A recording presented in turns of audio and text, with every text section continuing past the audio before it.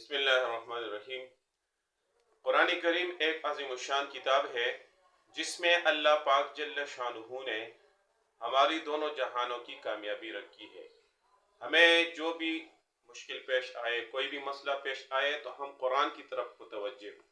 ایک عمل میں بتانے والا ہوں کہ اگر کوئی بندہ تنگ دست ہو، فقیری ہو اور اس کو مسائل ہو تو ایک چھوٹا سا عمل ہے، اگر کوئی بھی بندہ اس کو شروع کرے، پابندی کے ساتھ کرے، تو اس کی فقیری مالداری میں تبدیل ہو جائے اور اس کی تندرستی فراخی میں تبدیل ہو جائے اور اس کے سارے مسائل حل ہو جائے۔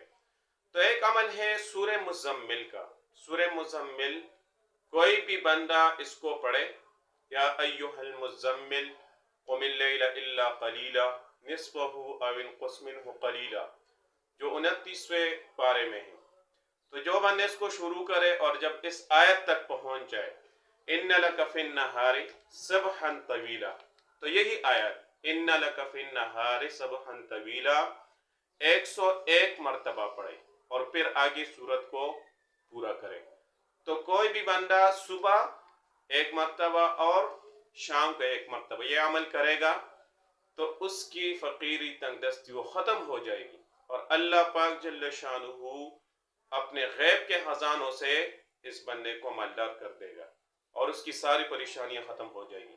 اور اس کے ساتھ پورا دن، جب ہم نے صبح کے وقت یہ سورت پڑھ لی تو پورا دن ان لک فی النہار سبحا طویلا پڑھتے رہے اور پھر شام کے وقت یہ سورت پڑھے اور 101 مرتبہ ان لک فی النہار سبحا طویلا، پھر آگے سورت کو پورا کرے۔